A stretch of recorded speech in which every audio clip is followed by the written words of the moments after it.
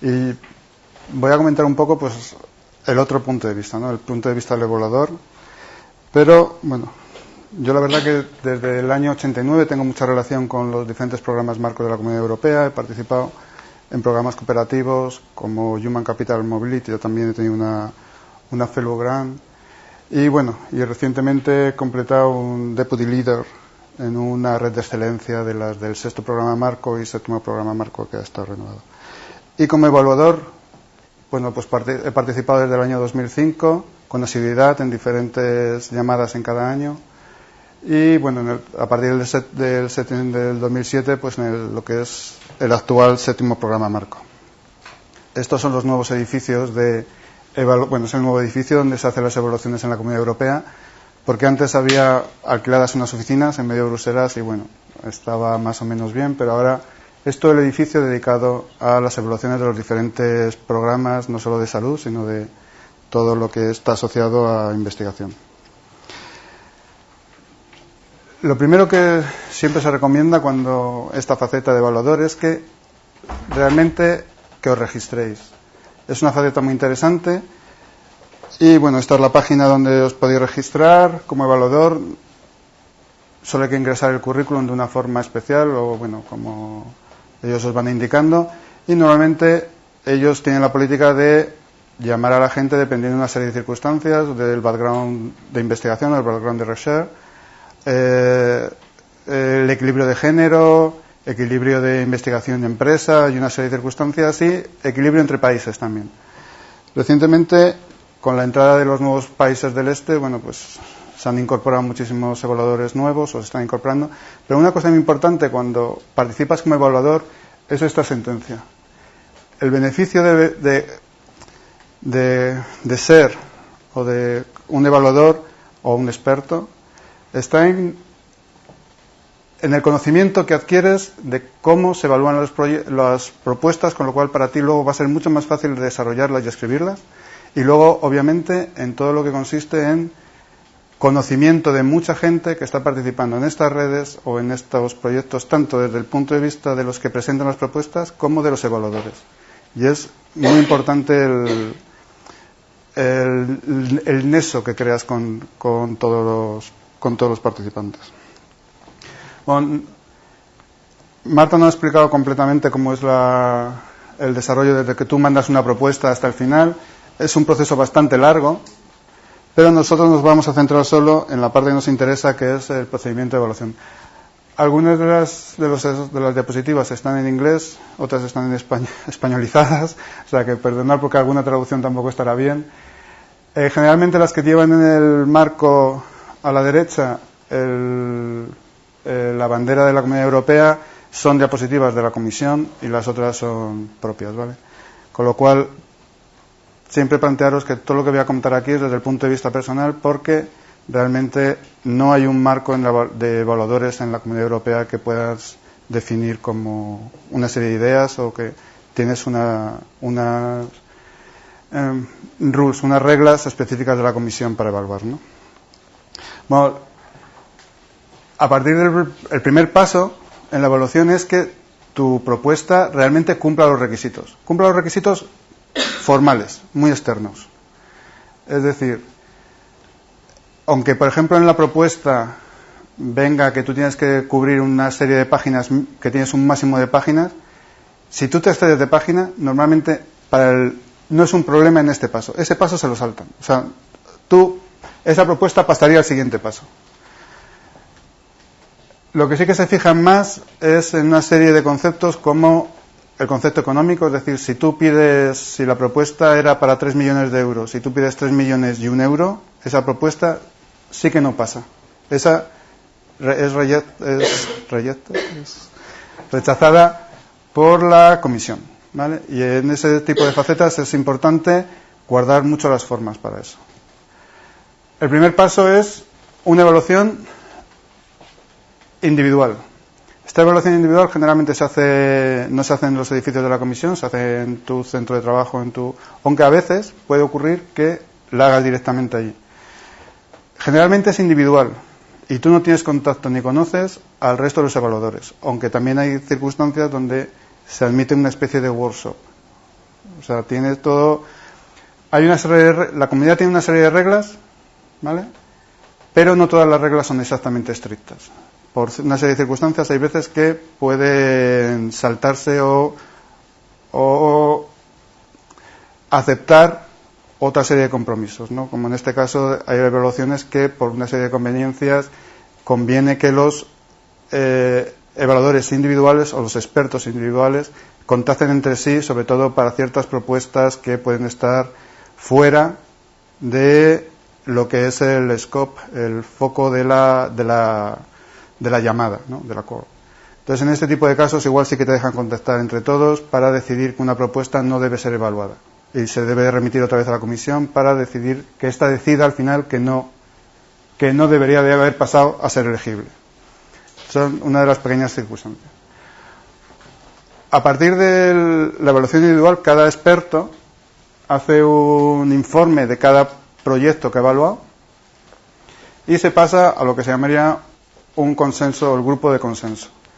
En este grupo de consenso lo que se intenta es que una serie de estos evaluadores, no todos, pero con todos los IAR de todos los evaluadores, agruparlo de tal forma que se cree una lista, un ranking.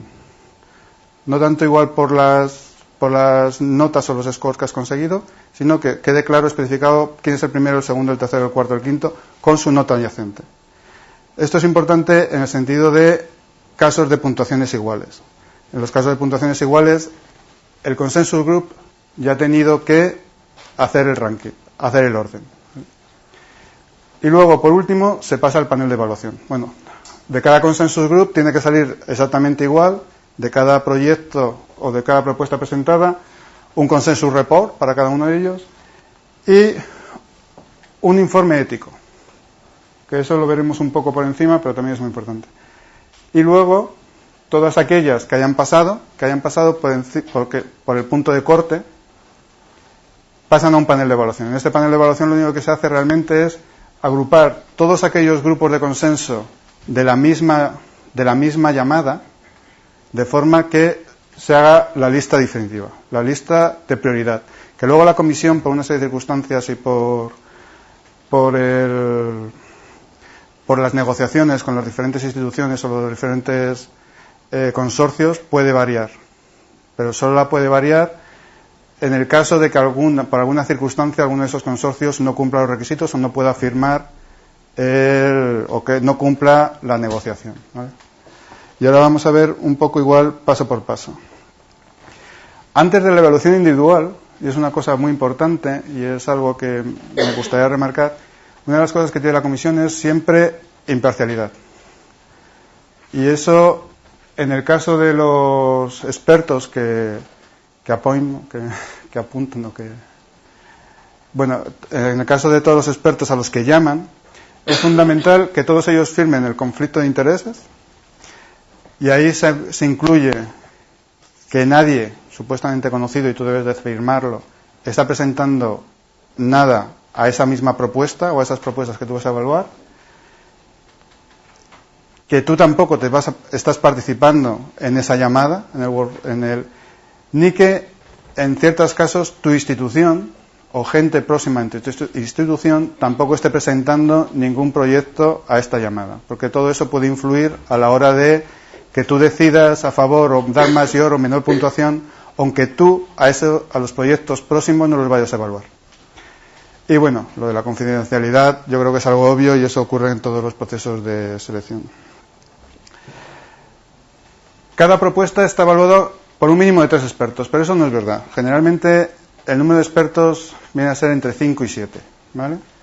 Eso es muy importante porque aquí no sirve ni el jamón ni el amiguismo realmente, porque son muchos los expertos que tienen que valorar la misma, además tú no sabes quién son, no los conoces. Bueno, esto es lo del IAR, lo del informe que debe presentar cada uno de cada propuesta. En principio lo que voy a hacer es describir un poco el proceso de evolución y luego vamos a ver qué es lo que realmente se mira y se examina, ¿vale? Ahora, para hacer todo el proceso de evaluación, hay una página web que es Rivet, es una base de datos. Antes lo hacías todo a mano, tú recibías por por correo, bueno, o por mensajero todos los informes que tenías que evaluar, todos los proyectos. Pensar que más o menos la media iban a ser pues entre 10 y 15 proyectos los que te tocaban evaluar.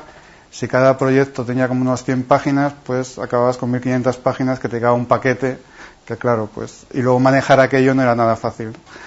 Entonces ahora la comisión, sabiamente, obviamente, ha hecho pues una base de datos, una página web donde tú ahora tienes todos los proyectos, sale el listado de tus evaluaciones, de todas las que tienes que hacer, bueno, aquí. Y claro, cada una de ellas tiene su parte A y su parte B. Para quien haya hecho alguna vez algún proyecto de estos o los haya visto, bueno, pues la parte A es un poco la parte administrativa, es donde pones qué organización eres, si eres el coordinador del proyecto, el resto de las instituciones, quién lidera cada grupo, y son pocas páginas. Y la parte B, que es donde el cuerpo del proyecto realmente. Lo que ha hecho realmente la comisión con esto es que al final los papeles ya no viajan, sino los imprimes tú, y entonces tú acabas teniendo exactamente las 1500 hojas exactamente igual, porque claro, tú las tienes que ver y tienes que estar comparando, viéndolas, leyéndolas, y no lo lees siempre con un ordenador delante, sino que vas por muchos sitios y te llevas la propuesta para hacerlo, ¿no? Pero bueno, al final lees la propuesta, la valoras, haces tu individual assessment report, y otra vez la comisión siempre te vuelve a preguntar si no tienes, o sea, ningún tipo de conflicto de interés al evaluar esa propuesta. Eso es la comisión y la independencia, es lo que os decía, y eso es fundamental siempre, ¿vale?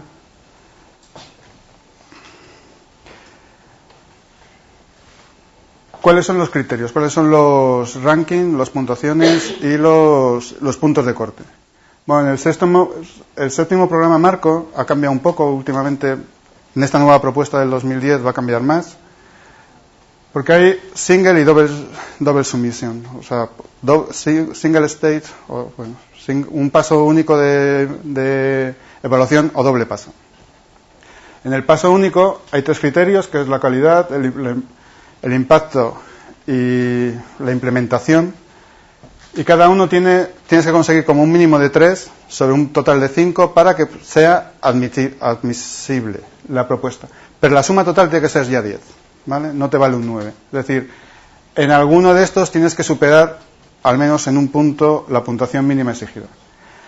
Antiguamente, en el sexto programa marco, realmente había 6 criterios de evaluación. En todas las evaluaciones hay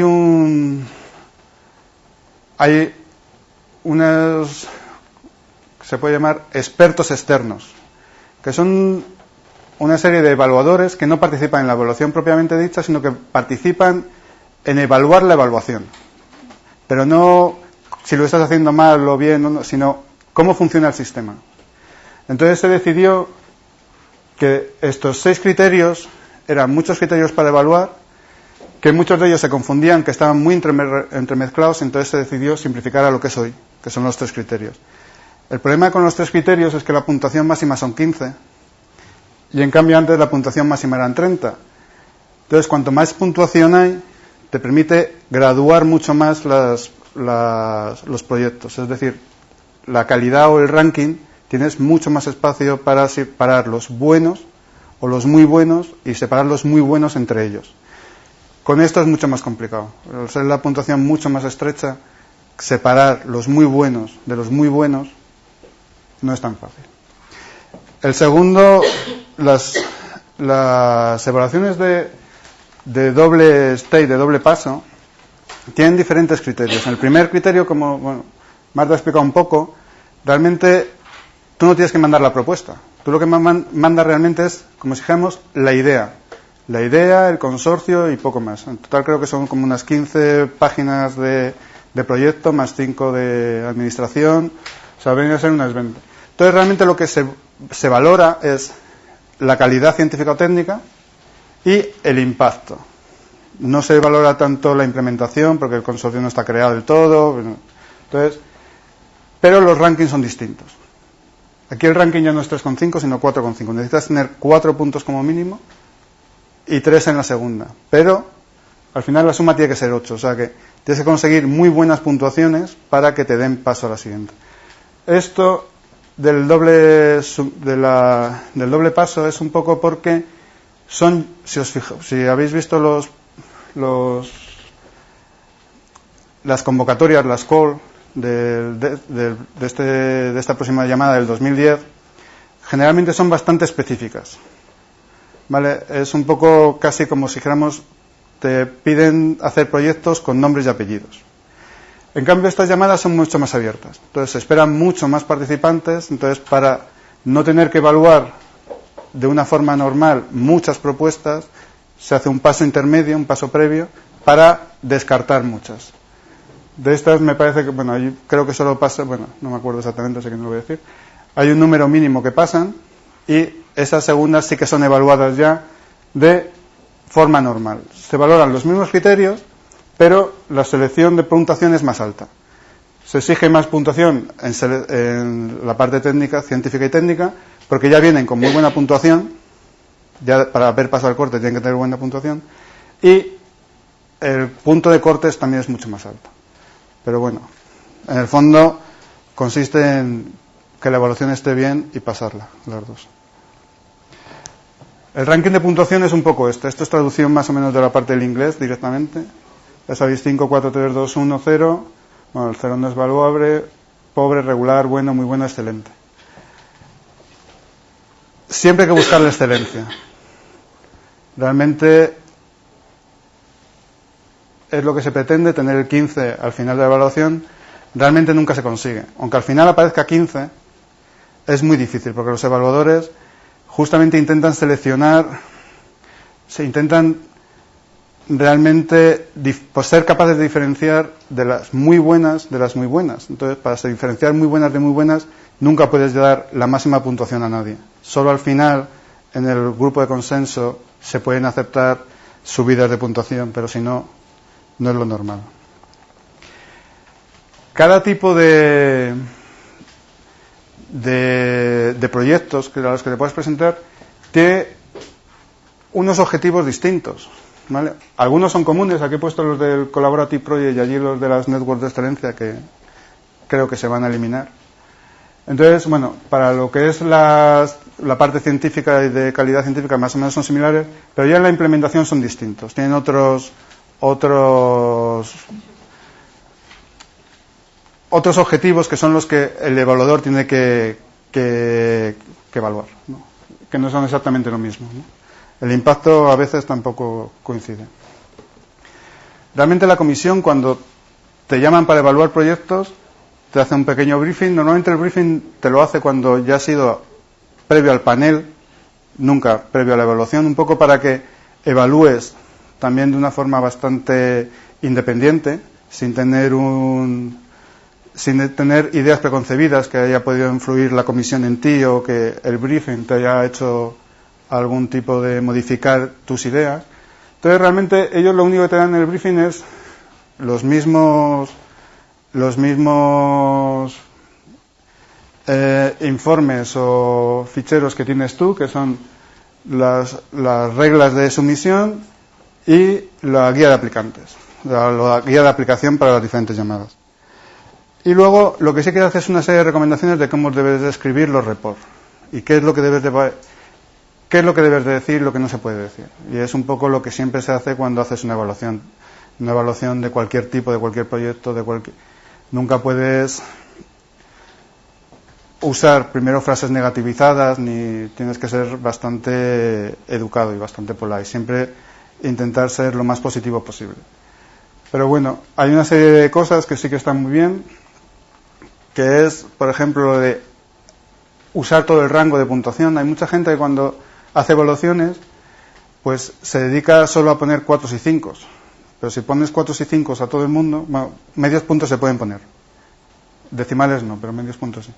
Si te dedicas a poner a todo el mundo 4 y 5, es imposible que puedas seleccionar entre 20 propuestas cuáles son las buenas o cuáles son las muy buenas o cuáles deben de ser financiables. Porque al final todas quedan en un rango de puntuación que va entre 14 puntos y 15. Y ahí no puedes escoger nada, ¿vale? Bueno, y luego lo de no personalizar comentarios y cosas de estas. Bueno, y ahora vamos un poco a lo que es sería la parte práctica. ¿Qué es lo que realmente se evalúa, ¿no? ¿Y qué es lo que se valora? Bueno, esto es un poco más grado personal, ¿vale? Bueno, esto sería más o menos el informe que tienes que rellenar. Entonces, lo primero que haces es ver qué grado de integración tiene esa propuesta con la llamada en el sentido de si cumple los objetivos del esquema de financiación. Es decir, si tú has pedido, si lo que estás es un proyecto colaborativo, tienes que cumplir al menos las reglas. Y luego el valor añadido. Obviamente las reglas, seguramente la comisión las habrá visto y las cumple, pero el valor añadido es un poco lo de si participan, qué países participan, si hay un exceso de socios del mismo país, si hay un exceso de socios en general. Es decir, plantearos que si es un proyecto colaborativo cuya financiación puede ser 3 millones de euros para 3 años, eso da 1 millón de euros al año. Si al final se han pedido 10 socios, 10 socios suponen 100.000 euros de media. Pero si calcula lo que realmente supone 100.000 euros, puede que en España 100.000 euros te dé para un postdoc o te dé para un investigador. Pero hay países europeos que no te dan ni para eso. Entonces, siempre hay que ver un poco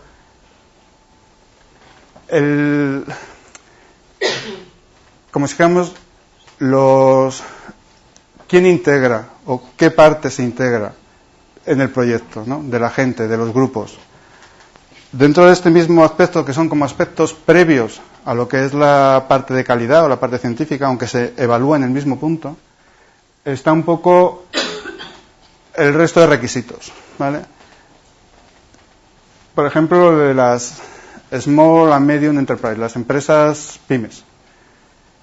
Generalmente hay llamadas donde específicamente tienen que estar las pymes. Y eso supone además que te exigen un presupuesto que, bueno, eso no se valora aquí, está. Pero lo que se valora es un poco el valor añadido. Pues si tú tienes una pyme, va a estar seguramente mejor valorado que si no la tienes. Siempre que las pymes, o sea, siempre que participe y que haga algo. O sea, un poco lo que decía Marta, para tener un florero no hace falta meter a nadie, ni pyme ni no pyme, ¿no? Otra cosa importante es lo de los países asociados. Hay llamadas que expresamente te piden que haya países de otros, o bien de países asociados, o que haya países de África o de países de Sudamérica o países en periodo de desarrollo, o directamente llamadas que son específicamente para ciertos países, o China, o India, o Brasil, Rusia. Creo que este año hay para Rusia, para Brasil y creo que China también. Aunque la de China es un poco más rara. Pero India y Brasil y Rusia participan del programa SICA este año, en el 10º programa marco, y ahí tienen que no solo cumplir las condiciones mínimas, sino si ves un valor añadido de que haya un tercer país o que haya otro país asociado a la propuesta, ¿vale?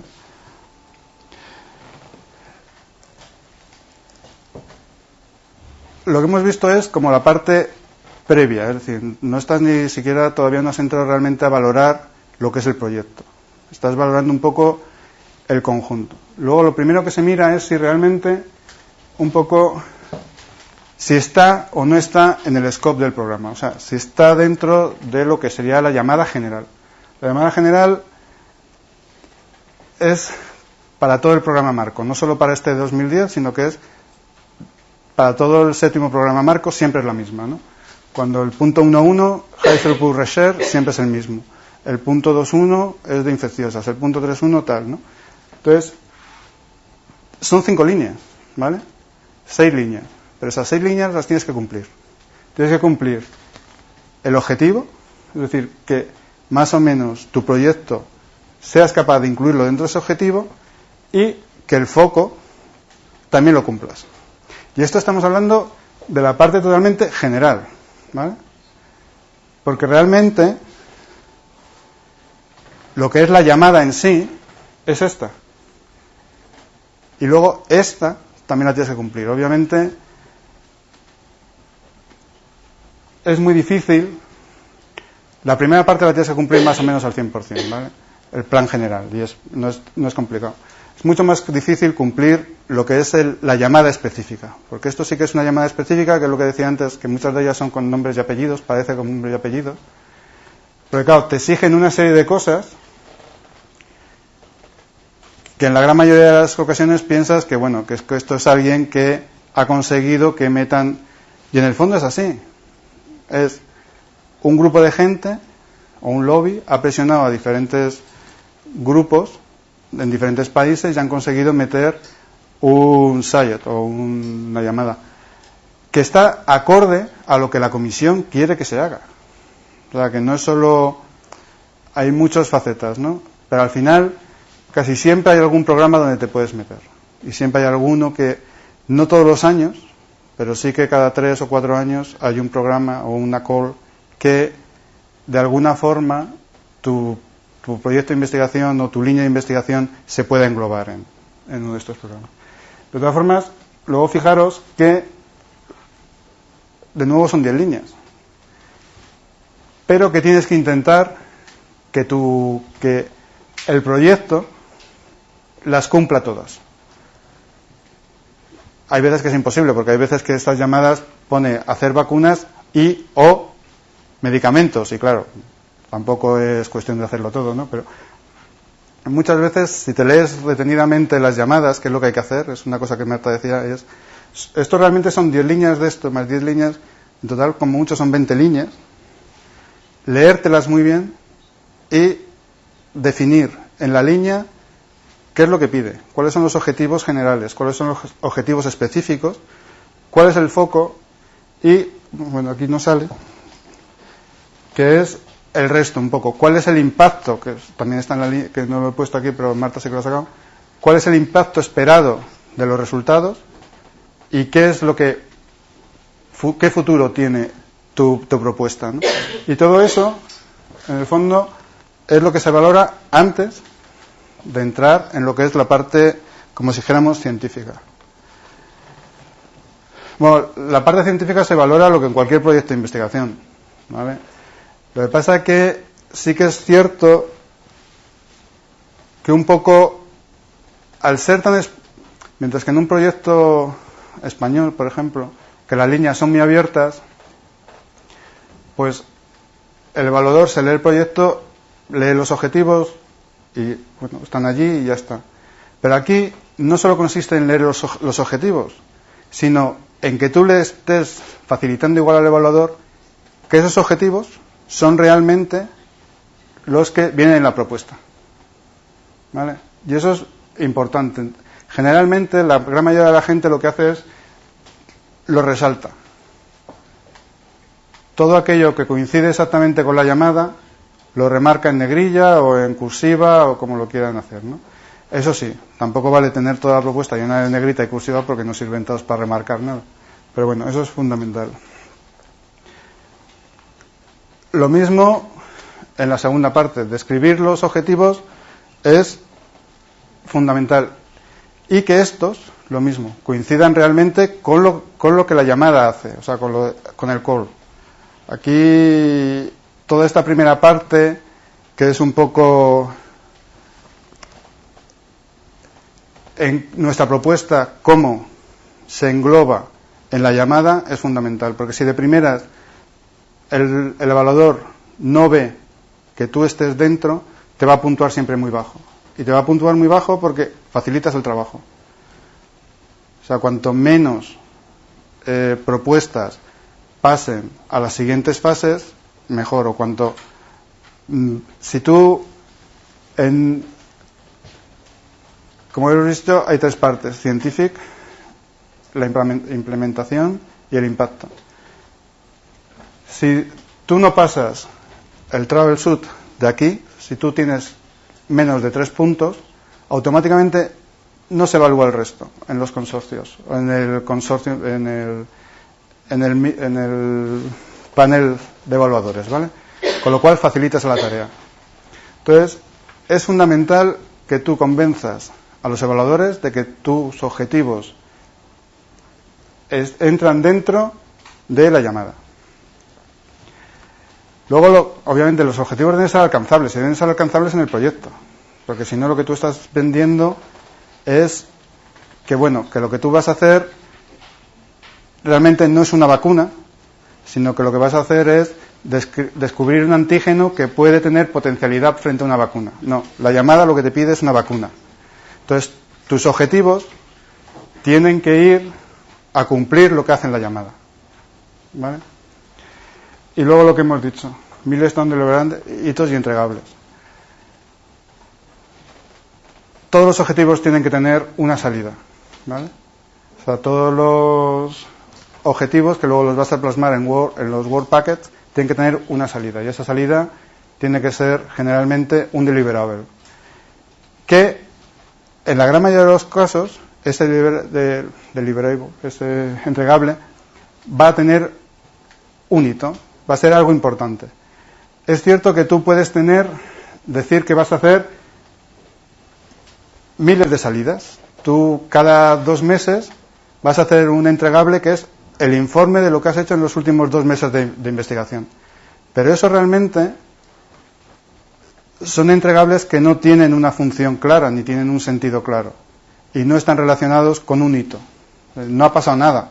Tú lo único que vas a contar son los 2 últimos meses de investigación, que en esos 2 meses igual has avanzado en que en lugar de estudiar 100 muestras ya tienes 200. Pero realmente en lo que es en sí el proyecto no has avanzado. Entonces, eso no se considera muy positivo, tener muchos deliberables. Por eso siempre la comisión viene más o menos a decir por algún lado, por algún lado, que más o menos debe haber un entregable por un hito. Más o menos. No es 100%, porque puede ser que no, pero que esté asociado. Cualquier cosa, cualquier pregunta me la podéis hacer en cualquier momento. A ver. Esto es importante, ¿vale? Tenéis que describir cuál es el problema actual, cómo está la situación. Pero también tenéis que explicar cuáles son las ventajas que vuestro proyecto va a aportar al tema, ¿vale? ¿Qué vais a hacer más allá? ¿Qué es lo que aportáis? Y luego, pues lo mismo, ¿no? ¿Qué es lo que aportas más? Pero siendo originales. Pero cuidado con la originalidad. Porque por mucho que nosotros muchas veces digamos que lo nuestro es genial, tenéis que mirar que eso no esté hecho antes, ¿vale? Que muchas veces en las mismas evaluaciones te encuentras el mismo proyecto 2 veces. ¿Vale? Ahí pueden ser los 2 originales porque los 2 vienen de fuera, ¿vale? Son contemporáneos, pero bueno, ahí hay sus matices. Muchas veces son porque son las mismas ideas, están pululando por todos los lados y alguien ha decidido presentarlas, pero o sea, originales no son, ¿vale? Y eso también es importante. A veces, porque depende también un poco de la llamada, ¿vale? Hay veces que la llamada no te pide ser tan original, sino que te pide otra serie de cosas que, por ejemplo, mucho de lo que sí te puede pedir la comisión que no es original es que seas capaz de llevar investigación básica a la clínica o a terceros países, a países en desarrollo, ¿vale? Entonces ahí igual no te piden originalidad, sino lo que te piden es que seas capaz de llevar investigación de un lado a otro translacional, que muchas veces es lo importante y no la originalidad, pero eso depende un poco de la llamada. En general hay que ser original, dar algo más, aportar algo más de lo que no está todavía ni descrito, ni desarrollado, ni investigado, o sea, que tiene una mejora competitiva para lo que sería la Comunidad Europea.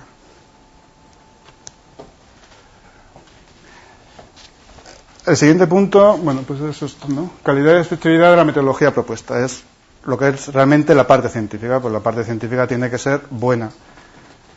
Eso es obvio, es como cualquier proyecto de investigación, tiene que ser lo mejor y lo tienes que demostrar. Pero el primer paso, lo que se hace normalmente en la propuesta es tú describes toda la metodología, describes cuáles son los objetivos científicos, el desarrollo tecnológico y tal, y luego tienes una parte que son los Word Packets, ¿vale? Y esos Work Packets tienen que ser detallados y claros. Generalmente tienes 2 páginas para hacerlos, ¿vale? Y aquí yo siempre, con lo de los Work Packets meto una cosa, porque hay una regla de San Benito que dice que el corazón de los monjes debe decir lo mismo que la voz. La voz supuestamente es la palabra de Cristo, con lo cual que el corazón diga lo mismo, ¿no? Pues hay muchas veces que nuestra propuesta, ¿vale?, debe de incluir lo mismo que propone, porque hay muchísimas veces que los Work Packets no dicen lo mismo que tú has dicho en la metodología, ni en tu parte científica, ¿vale? Y eso es muchas veces porque tú prometes mucho, prometes objetivos que son realmente los que te pide la llamada, pero que luego a la hora de los deliverables que tú vas a obtener no coinciden, no llegas a ese nivel, ¿vale? Entonces eso siempre hay que tenerlo muy cuidado. Lo que propongas debe de estar plasmado en el proyecto, en la propuesta, o sea, que sea verdad, y lo debe que ser consecuente. Es un poco que desde el principio hasta el final, aunque lo leas 3 veces distintas, cuando hablas de metodología, cuando hablas de tus objetivos o del state de art, y luego cuando hablas de en tus Work Packets, que en todos ellos se vea claramente que vas a obtener lo mismo aquí que aquí. Eso es fundamental, porque si no, ya las propuestas van un poco más negativizadas. Bueno, aquí os vuelvo a decir lo del deliverable milestone, más o menos. Los Work Packets deben de ser equilibrados. Bueno, equilibrados hay que quitar siempre. Cuando hablo de los Work Packets en este caso, estoy hablando de los Work Packets científicos, no de los Work Packets ni administrativos o de gestión, ni de los Work Packets de diseminación o de IP, de propiedad intelectual, de PI, sino aquellos Work Packets que están definidos por los objetivos del proyecto, ¿vale? Y esos hay que definirlos bastante bien para que los Work Packets te salgan equilibrados. Lo que no puede ser es que haya Work Packets que necesiten 600 horas y otros Work Packets que solo necesiten 4. Eso es que algo en el diseño de tu proyecto global no está bien hecho, porque seguramente esas 4 horas de ese Work Packet los deberías de incluir con algo, y el otro que tiene 600 horas dividirlo, ¿vale? O sea, hay que intentar, y un poco lo que contaba antes Marta, ¿no? O sea, no meter grupos porque queden bien, porque se nota mucho. O sea, cuando metes, por ejemplo, yo que me dedico muchísimo a enfermedades infecciosas, SIDA, malaria, tuberculosis y a las enfermedades desatendidas, que no olvidadas, pues claro, hay muchas veces que se meten grupos africanos o grupos sudamericanos y realmente se les mete para obtener muestras, ¿vale? Eso no se valora, o sea, eso no es meter a un país, eso casi es, comillas, aprovecharte de un país, ¿no? O sea, esas cosas se valoran negativamente. Entonces hay que tener mucho cuidado. Cuando alguien participa, tiene que participar de alguna forma. Igual, ese país africano igual no tiene otras posibilidades, pero por lo menos dale algo. O sea, dale formación, transfiérele tecnología, apóyale en su desarrollo. O sea, que no solo parezca que lo que vas a hacer es coger las muestras, ¿vale? O sea, siempre hay que jugar un poco, pero eso los evaluadores lo ven, eso se nota. Lo de las tareas asignadas es fundamental. O sea, hay veces que tú metes a tu amigo y claro, le das una tarea para que haga algo, pero claro, luego te vas a ver los currículos y esa persona trabaja en proteínas y la has metido a que haga la estadística del proyecto y no, o sea, no es serio. Entonces ese tipo de cosas se miran y se evalúan, ¿no? Entonces hay veces que tienes que prescindir del amigo. Pues ¿qué se le va a hacer? O sea, las cosas son así. Pero hay que tener un poco de que todo ese tipo de cosas no te las van a valorar positivamente. E incluso puede veces que el propio evaluador se negativice frente a ti, lo cual no es bueno, ¿vale? Otra cosa importante es el plan de contingencia. O sea, el plan de contingencia, es verdad, están las tablas, hay varias, pero siempre plantearlo un poco en que el plan de contingencia tiene que consistir en que tú tienes que dar una respuesta si algo sale mal. Y si algo sale mal, en el sentido de que, imaginaros que vosotros, yo que sé, que necesitáis, que todo vuestro proyecto se basa en obtener pacientes para un ensayo de neurodegenerativas, no sé. Y te falla lo primero, los pacientes. Entonces, a ti te han concedido un proyecto que ya no lo puedes seguir. Entonces, hombre, en ese caso es un poco complicado buscar una alternativa, pero igual es buscar extremos, ¿no? Pero siempre hay que buscar alternativas. Alternativas donde si algo no funciona, ¿vale?, tengas una forma de saltarte ese paso y poder continuar. O al menos intentarlo. Obviamente hay veces que no hay posible plan de contingencia. Entonces el único plan posible de contingencia es que el proyecto se acaba y se ha cerrado. No hay más. Pero intentar siempre plantearos para cada Work Packet que se esperaba tal objetivo o tal deliverable, que tener como una escapatoria, ¿no? Igual no se puede llegar hasta el final, pero igual algo podéis obtener en medio. Luego, la comunidad siempre está muy a favor de los proyectos de riesgo, salvo si la llamada pone lo contrario, ¿vale? Y esto es importante. Y es un poco porque aquellos proyectos de riesgo serán seguramente los que son más innovativos, los que tienen unas ideas que posiblemente en el 90% de los casos no lleguen a nada y que no aporten nada. Pero si lo hubieras conseguido, sería un método muy eficaz, por ejemplo, para no tener que usar animales de experimentación, ¿vale? Pues a eso se refiere los proyectos de riesgo. Y generalmente son valorados. Y un proyecto de riesgo, posiblemente el plan de contingencia no tiene un plan de contingencia final, ¿vale? Lo tendrá al principio, porque el final será, pues no he obtenido nada. Es decir, no, mi método a base de cultivo celular no puede sustituir a los ratones de experimentación por darle por cual. Pues, importante, el riesgo en los estos. Y esto, lo de el Consortium Agreement, en muchas de las llamadas no lo piden, ¿vale? En otras lo recomiendan y en otras lo exigen. Los evaluadores y un poco la comisión, cuando haces la evaluación individual, pues sigues las reglas de la llamada. Es decir, no se valora si no lo piden. Si te lo piden como que sea opcional, pues se valora mejor si lo tienes, así no. Y por último, si te lo exige, lo valoras. O sea, si no está, lo valoras negativamente. También se valora positivamente si dices que está en proceso de ser firmado y que se firmará si el proyecto se concede. Porque hay muchísimas veces que, por ejemplo, hay organizaciones, incluida la mía, que mi director general no va a firmar un consortium agreement hasta que no se esté negociando con la comisión que ese proyecto ha sido concedido. Porque no hay que pasar al abogado del Estado una serie de pasos que no merece la pena, ¿vale? Entonces eso vale.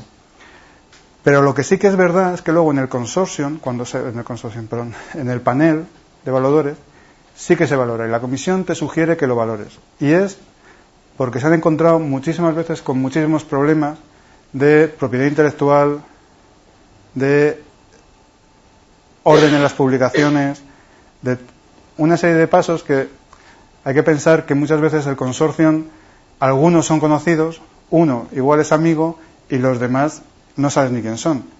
Entonces, hay veces que entre ellos hay problemas. Entonces, muchas veces llaman a la comisión para que ponga orden.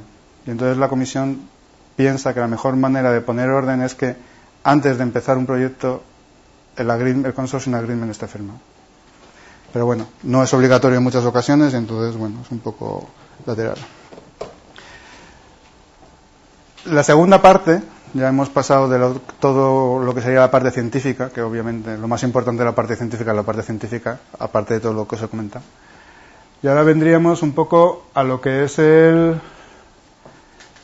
la implementación un poco del consorcio, ¿no? Un poco lo que es la calidad del consorcio, la forma de administración y un poco cómo se va a desarrollar el proyecto en su parte administrativa y en su parte científica y quién va a cuidar de que eso se lleve adelante como está estipulado en el proyecto. ¿Vale? Bueno, otra vez lo del acuerdo del consorcio firmado, se ha empezado, pues sería bastante interesante siempre. La estructura del consorcio. La estructura del consorcio es muy importante y depende un poco también del número de socios y participantes que haya. O sea, no es lo mismo tener 15 asociados que tener 5. O sea, para tener 5 es fácil manejarlo, igual con un pequeño grupo de todos reunidos y un comité científico y otro comité administrativo donde haya un representante de cada uno, frente a un consorcio donde hay 15 grupos, de los cuales 2 son 2 empresas que tienen sus... Entonces, ese tipo de cosas, aunque ya hay bastante estipulación y veréis muchísimos gráficos si queréis, e incluso hay empresas que os ayudan y que ayudan a la gestión y a la parte administrativa y que te hacen o que te dan ya hechos pues organizaciones y la mejor forma de organizar este tipo de consorcios y te apoyan muchísimo. Siempre tenéis que poner vosotros un poco también vuestro papel, vuestra visión y un poco vuestro toque. Y digo esto porque nos hemos encontrado evaluando, pues claro, copias literales. Entonces, hay veces que ha habido las copias tan literales que se les había olvidado cambiar hasta el nombre de alguno de los integrantes y no habían dejado los integrantes anteriores, ¿no? O sea, hay cosas porque la gente, el gran problema muchísimas veces es que mucha gente se piensa que lo fundamental de un proyecto de la Comunidad Europea es la parte científica y realmente no, todo se valora igual. Son 5 puntos la parte científica, 5 puntos como máximo la implementación y 5 puntos como máximo el impacto. Con lo cual todo absolutamente tiene su importancia. Entonces, si has estado 3 semanas preparando el proyecto científico con tus partners, tienes que estar otras 3 semanas preparando con tus partners la parte del consorcio. Sobre todo el consorcio, que es casi más importante que la parte científica para muchas cosas de la comunidad, ¿vale? Otra cosa, establecer claramente cómo se toman las decisiones. Porque un poco lo del jefe soy yo y hacemos lo que quiera puede ser una forma de hacerlo, que muchas veces no es la peor, pero hay que tener tener establecido una forma de toma de decisiones. ¿Y qué vas a hacer si un socio no está cumpliendo sus objetivos? O no está cumpliendo su parte del proyecto. Porque que ese socio no cumpla su parte del proyecto puede estar negativizando otras partes del proyecto y el proyecto no va a salir adelante. Entonces, todo eso debe estar un poco establecido y eso se mira. O sea, todo ese tipo de cosas, aunque parezca que no, en las evaluaciones se mira, porque se considera importante. ¿Cómo se van a tomar las decisiones? La experiencia del coordinador es importante. Por lo menos que el coordinador haya tenido contacto con los programas marco. O sea, no quiere decir que haya sido coordinador, pero que se haya tenido ya participación como investigador en los programas marco es interesante. Se valora. Y si él no lo ha tenido, como coordinador, por lo menos que su institución sea una institución que no es el primer no es el primer proyecto de la Comisión Europea que se lleva. Porque si no, una de las partes más complicadas también es la gestión de los proyectos. Y eso se valora también. O sea, se espera que o bien el coordinador tenga experiencia o bien la institución la tenga para llevarlo, ¿vale? Bueno, lo que os comentaba un poco antes de lo de las participaciones de las pymes o de las Small Medium Enterprise es interesante, es importante, pero que realmente participen.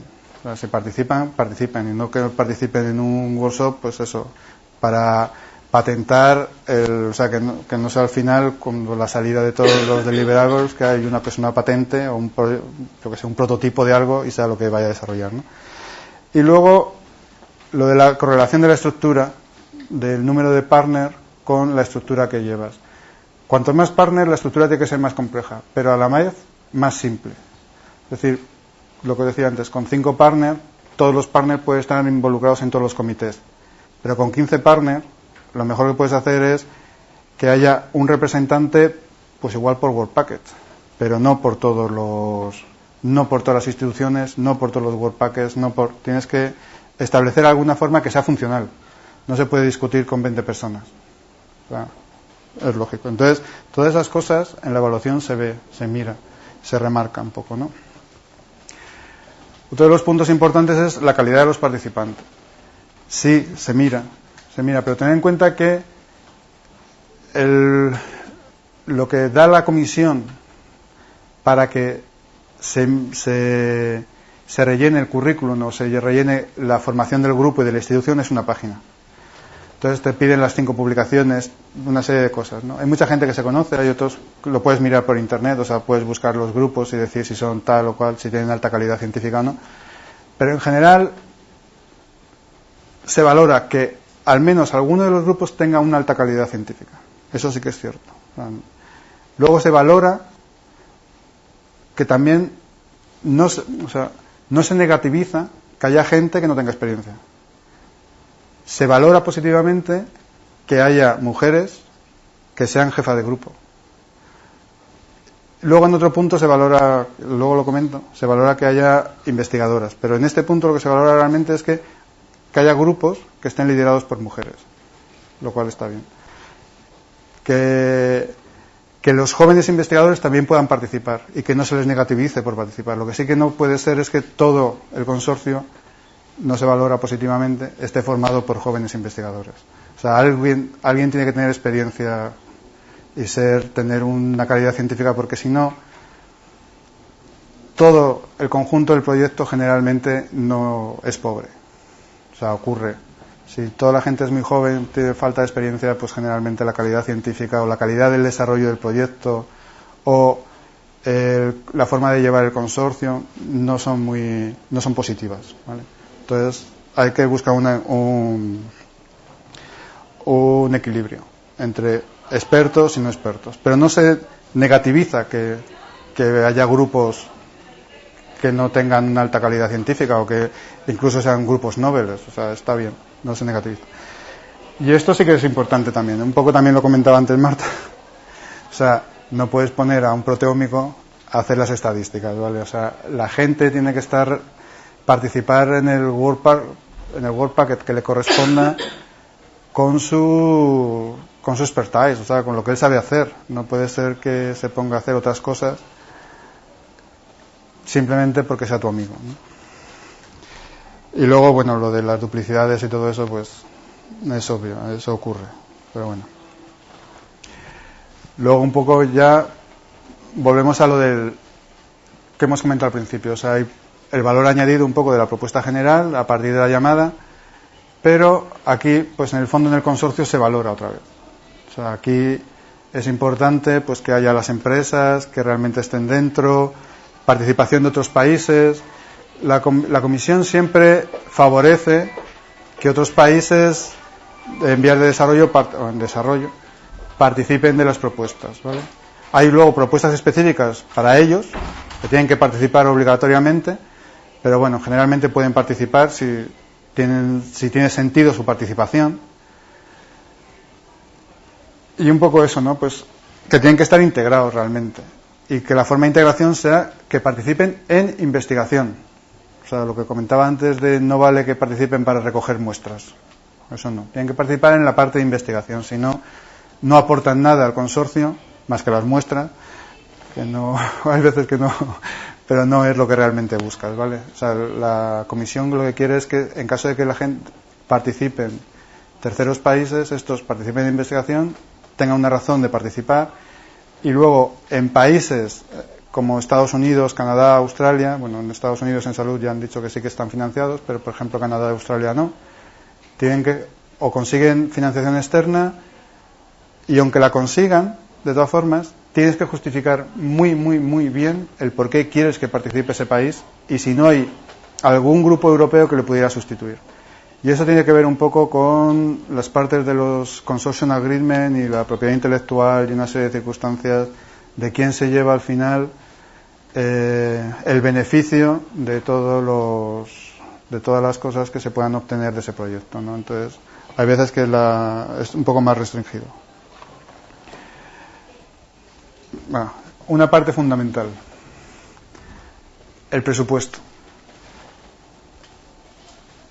Ha habido épocas en que la comisión el presupuesto no lo tenía muy bien establecido y entonces decía, no te pedía especialmente que hicieras una definición de gastos y el por qué te lo ibas a gastar, en qué, y que hicieras un reparto basado en gastos, ¿no? Un poco en lo que realmente se puede justificar. Ahora ya sí, ahora ya pide que lo hagas un poco basado en los gastos y que justifiques un poco, pues, los equipos que vas a obtener, o que quieres, o que necesitas. Sobre todo si son grandes equipos, la pregunta de antes, te pide que lo justifiques muy bien. De todas formas, en ese caso, la comisión, por lo menos España, la comisión no te lo financia al 100%, ni al 75%. Te financia lo que corresponda por los años de... España tiene el Ministerio de Ciencia e Innovación tiene una ayuda para completar en equipación lo que la comunidad no te da. Pero bueno, hay una llamada cada año y a veces la dan y a veces no. También es verdad. Pero bueno, es importante lo de desglosar los gastos, tanto por participantes como por work package. Y un poco es para ver que realmente los gastos se corresponden con lo que se va a hacer y no que se corresponde porque al principio se ha hecho el cálculo de 3 millones, a 3 años, 1 millón por año, 5 participantes, 200.000 euros. Pues no. Justamente para evitar eso, se está pidiendo un poco esto, que se justifique. Yo he visto propuestas de que ha habido uno de los grupos que se ha llevado el 56% del presupuesto y no ha pasado nada. Son los que más iban a hacer, tal, el resto de la gente pues estaba un poco más asociada, eran grupos pequeños, eran 4 o 5, 4 creo que era el número mínimo además, y bueno, más o menos por lo que se hacía, es lo que se llevaba. Que eso puede estar bien. Se intenta que el presupuesto, hombre, se reparta un poco, pero que en todo caso que se vea justificado el por qué es así. O sea, porque todo el mundo necesita un postdoc, todo el mundo necesita no sé qué, y todo el mundo... Hay veces que no tiene mucho sentido, ¿vale? Entonces, hay que justificarlo, sobre todo justificar lo que se ponga, que quede claro y específico para que los evaluadores puedan decir, vale, estoy de acuerdo en que todos necesitan el mismo dinero, vale, pues ya está. Bueno, luego eso. Y luego, cuidado con el presupuesto de las pymes. Las grandes empresas pueden participar, ¿vale? O sea, siempre se habla en la comisión, siempre se habla de organismos públicos de investigación o universidades y de pymes, de Small Medium Enterprise. Pero las grandes corporaciones pueden participar perfectamente. Creo que lo que pasa es que ellos no pueden recibir el 75, reciben el 50, en algún caso reciben menos, pero bueno, tienen otros sistemas. Pero pueden participar, ¿eh? O sea, se les considera integrantes de los consorcios. Pero aquí, cuando hay llamadas específicas para pymes, controlarlas, o sea, hay que tener mucho cuidado con ellas. Por un lado, por el presupuesto y por otro lado, por la función. Es decir, cuando son para pymes, se entiende que son para pymes. Ha habido veces que nosotros hemos tenido propuestas que sí que era para pymes y que la pyme participaba en la gestión, es decir, era quien llevaba la parte administrativa del proyecto, que no era realmente la idea que tenía la comisión cuando hizo esa llamada para Enterprise. Cuando hace ese tipo de llamadas es para que esta pyme participe en investigación y desarrollo, para que de allí salga una patente o un deliverable de alguna forma que sea explotable, ¿vale? Y no para que la pyme sea pues quien maneja un poco la parte administrativa, que sí que está bien visto por la comisión, sobre todo cuando los proyectos son un poco más grandes, y lo ha comentado antes Marta, que participen ese tipo de pymes para apoyar en la parte administrativa y en la parte de gestión, que hay veces que es necesario, ¿eh? Sobre todo cuando tienes muchos partners, por lo menos que el coordinador científico se separe del coordinador administrativo o de la coordinación administrativa del proyecto, que tiene muchos problemas. Y por último, el tercer paso que se valora.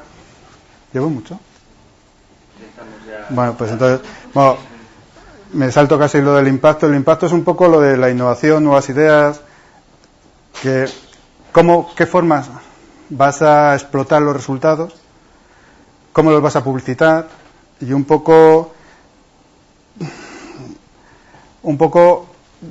que el proyecto realmente demuestre que cumple los objetivos de la Comisión, que es que favorecer el desarrollo de la Comunidad Europea, que aquello va a crear empleo, que de alguna manera que lo que se ha invertido en ese proyecto tenga una multiplicación cuando el proyecto está acabado, ¿no? Un poco que tenga algún sentido. A ver.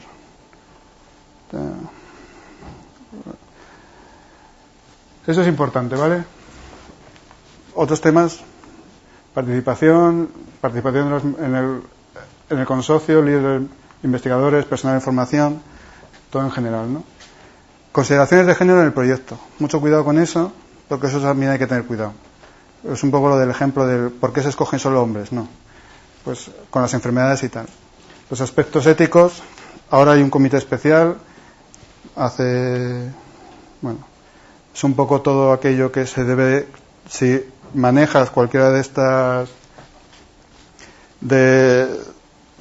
ideas o de estas muestras o vas a trabajar con este tipo de cosas, tienes que pasar a un comité. El comité puede ser muy simple o puede ser mucho más complicado, eso depende un poco. Bueno, me salto esto, al final tienes nota. Y solo una cosa del consenso. Realmente en el consenso se juntan 8 o 10 evaluadores que han estado evaluando las propuestas. No todos los que han estado evaluando las propuestas pueden asistir o asisten. Entonces, al final, lo que se hace generalmente es todos los evaluadores que están presentes se leen todas aquellas propuestas que no se ha leído previamente, ¿vale? Y que han sido evaluadas. Todas se comparan. Bueno, y esto es una tabla típica de eso. Estas son las propuestas y estos son los evaluadores. Entonces, bueno, las propuestas, cada una va con sus puntuaciones por cada evaluador, los que corresponden, y hay un average, una media. Aquí hay un problema. Aquí son muchos evaluadores, bueno, normalmente se quita el que mayor puntuación pone en cada tal y el que menos, pero aún así, la primera vez que yo fui a evaluar, bueno, pues fuimos varios a evaluar, nos encontramos un caso de que uno de los evaluadores había puesto ceros a todos, menos a 2 que había conseguido ponerle un 1 y un 1,5.